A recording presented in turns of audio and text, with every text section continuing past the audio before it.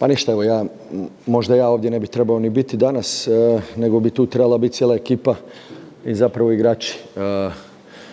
Oni su danas pokazali kakvo srce imaju i to je nešto što smo doživjeli poslije utakmice. Od navijača pljesak i poruka njihova da će biti uvijek uz nas kad budemo ostavljali srce na terenu. To je nešto što se ne može platiti, to nikakav ugovor ne može riješiti, to jednostavno moraš pokazati. I oni su to danas pokazali i apsolutne čestitke mojim igračima. Oni danas nisu bili igrači, oni su bili tigrovi.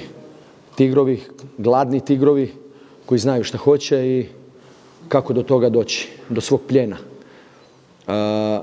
Rekao sam u najavi utakmice da nas čeka najzahtjevniji protivnik i to se danas pokazalo na utakmici, ali isto tako smo pripremali ovu utakmicu i znali smo šta trebamo raditi i mislim da je prvih pola sata bila ogledni primjerak onoga što smo trenirali, što smo radili i to je funkcioniralo savršeno. A moja poruka igračima je bila samo prije utakmice da mi jednostavno moramo borcu oduzeti igru. Oduzeti igru, uzeti igru sebi i to je bilo prvih pola sata jako dobro. Nakon pola sata malo smo pali u tom dijelu.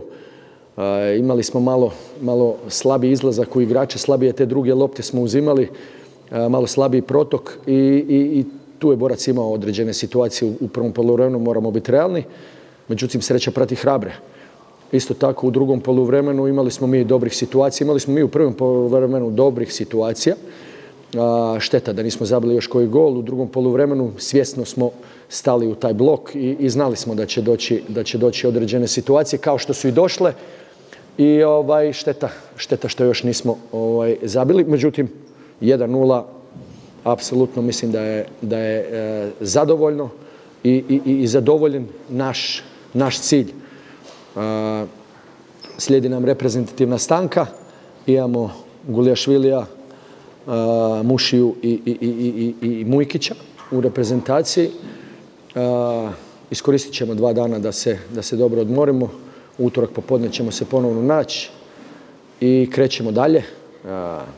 I za kraj bih rekao samo da mi znamo gdje smo bili, ponavljam to stalno, mi znamo gdje smo bili, mi znamo gdje jesmo i mi znamo gdje želimo doći.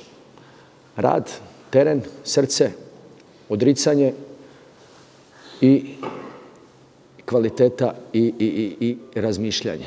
Sad će nam trebati puno razmišljanja i pretakanja određenih ideja na teren. Mislim da su igrači spremni za to.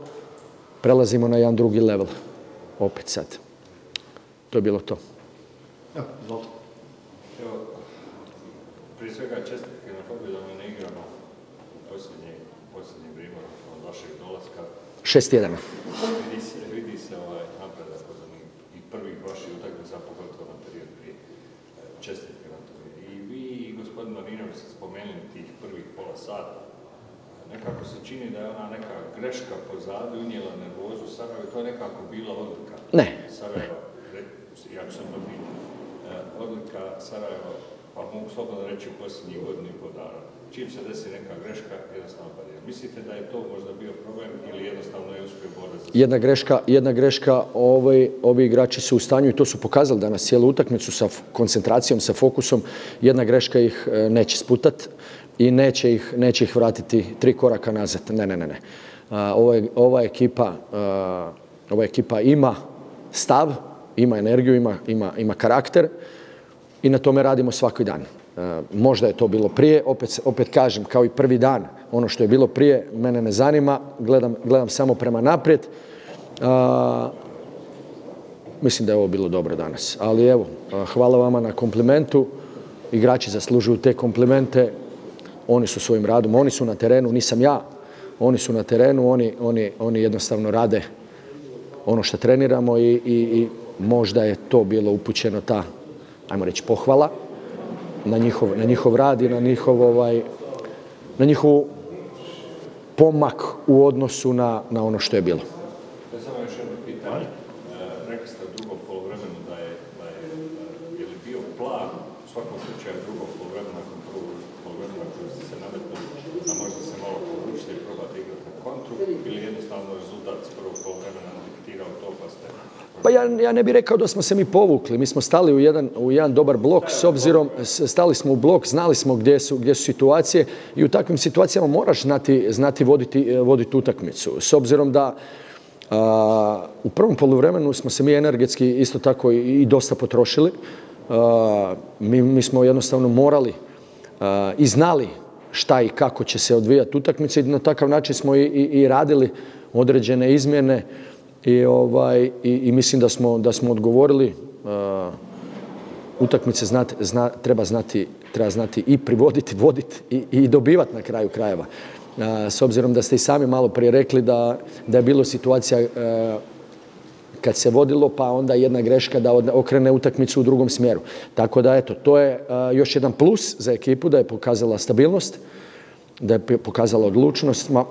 Ja mogu samo pričati komplimente danas o svojoj ekipi i to je, oni su svi to jednostavno zaslužili. Tako da nemam nekih prevelikih komentari, ali moramo ostati čvrsto na zemlji i nastaviti sa radom.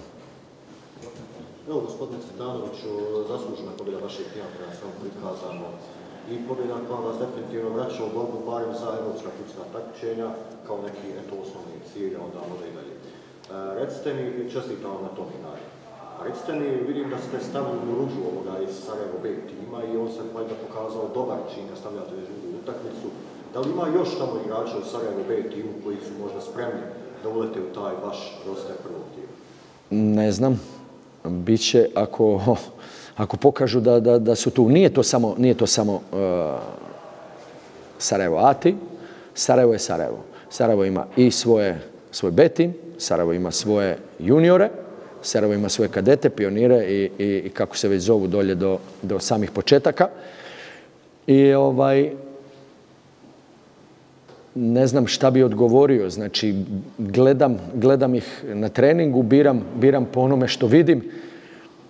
Ponekad pogodim, ponekad promašim, međutim, biram samo po onome što se daje na terenu. Tako da li on bio iz A tima, iz B tima, iz kadeta, iz juniora, meni je tako svejedno. Znači, meni je... Vjerovatno nisam, da. Da li ima kandidata koji mogu pojačati vaš prvi tim iz tog tima? Pa upravo to ja mislim da sam vam odgovorio na to pitanje. Ja mislim da sam ja odgovorio. I nikad ne pričam o onima kojih nema. Znači, ovo su danas bili igrači koji su igrali i pričam samo o njima. Ne pričamo o igračima koji nisu bili daleko od toga da zaslužuju komplimente. Mi smo danas imali igrača koji su danas odrađivali trening, koji nisu bili uopće u konkurenciji. I njima kapa do poda kako su odradili trening jutros i kako su jučer odradili, s obzirom da nisu bili svi ovdje na Koševu na treningu. Znači, to je pokazatelj jedne grupe, jednog stava, jedne energije koju treba gurati dalje. Jednostavno, evo teren, igrajte. Tako da, sad sam se ja izgubio što sam htio reći. Ima još kolega. Biće, ako nema, biće. Pričamo sad malo o ovima što su danas igrali. Danas je sada izašli sa 3 dosta mladih igrača, u 21 igrača i pogotovo, barem s moje perspektive, iznenade sve nas u sebi igračima. Pa ako možete dati neki komentar, jer realno... Pa u Posušu su bila 4. Da, ali nismo navikli na ovim terenima, da gledamo velikim derbijima dosta mladih igrača. Zbog čega? Odluke trenera. Opet, kažem, za mene nema starih igrača, nema mladih igrača, za mene imaju samo igrači koji mogu odgovoriti mojim zahtjevima i zahtjevu ekipe. Da li on imao 18 godina kao Ignjatov ili imao 34 kao Ljajić ili 33, ne znam, da ga ne uvrijedim. Tako da, meni to apsolutno ne znači ništa, mene samo interesira kako ko funkcionira u ekipi i šta daje na terenu. Ja bih želio u budućnosti da mi imamo 5-6 igrača mladih.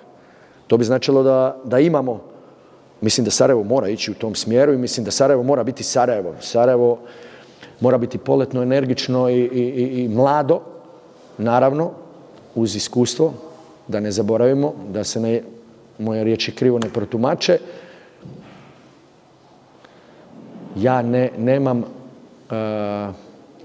nemam uopće razmišljanja da li ću staviti nekoga ako ima 18 godina, ako on zadovoljava kriterije. Tako da tu nemam dvojbe uopće. Još neko nešto? Imam ja još jedno. Samo hajde. Kad smo bili u Bijeljini poslije utakmice sam vas pitao o tim lako primljenim golovima koji su bili odluka ove sezone. Evo, večeras još jedna utakmica bez primljenog gola. Naravno da je to zasluga rada i igrača i toga svega, ali mislite li možda da su polako nekako jednom na druge se već privukli jer ima tu dosta igrača koji su tek stigli? Pa sigurno. Evo, kao što sam rekao, ovo je 6 tjedana gdje sam ja, moram reći, bio dosta naporan i siguran sam da sam naporan igračima i siguran sam da sa svojim zahtjevima, sa stalno pritiskanjem, da jednostavno nije to lako izdržati. Nije to lako izdržati, ali oni su izdržali. I oni će izdržati to dalje. Što idemo dalje, sve manje tih, nazovi, pritisaka, što više automatizama hvatamo i u fazi obrane i u fazi napada, to će tih pritisaka biti lakše. Tako da ja znam da nisam lagan tip, ali tražim jednostavno, imam zahtjeve i ko može to i izgurati, a oni to mogu, imaju kapacitete za to, imaju energiju, imaju znanje, imaju inteligenciju. Ne tražim nemoguće. Tražim ono samo šta oni mogu u određenom trenutku, tako da ti pomaci moraju automatizmi. Daleko smo mi još od tog automatizma ili šta bi to trebalo, kako bi to trebalo izgledati, ali dan po dan, trening po trening, vježba po vježba. Bitno je da smo fokusirani, bitno je da su oni fokusirani, bitno je da su podložni znanjima, podložni su idejama i te ideje akceptiraju. I svjesni su apsolutno svega, što je meni jako bitno kad igračim ili kad ne ide ili kad je nešto dobro ili kad nešto nije tako dobro, da su svjesni da je dobro ili da nije. To je još jedna njihova odlika i kvaliteta i opet kažem, zaključit ću, ja im moram čestitati. Danas stvarno jako dobro. Evo još jedno. Spomenuli ste zahtjeve, interesuje me samo ideja, ako smijete otkriti, ako možete otkriti sa Mujkićem, vidjeli smo dosta ofanzivno, Mujkić pogotovo na kraju utakmice tranzicijama je bilo jedan od rijetkih koji se nalaze u protivničkom kaznenom prostoru. Činilo se da igra krivo, a dosta je bilo relacija. Pa, to je bio plan igre, određenim situacijama dovesti igrača koji ima određene predispozicije ili određene afinitete za nešto da napravi. Znači, dovesti igrača, cilj svakog trenera je dovesti igrača u komfortnu zonu. Šta znači u komfortnu zonu? U komfortnu zonu da ga dovedeš u situacije iz igre gdje se on osjeća najbolje. Tako da i mi planiramo određene situacije, određene ideje u samoj igri, da dovodimo igrače u tu komfortnu zonu gdje se oni osjećaju najbolje i da mogu najviše dati. Eto, to je moj odgovor na vaše pitanje. Ne znam je li ste zadovoljni sa pitanjem, odgovorom. Ne, popravit ćete se.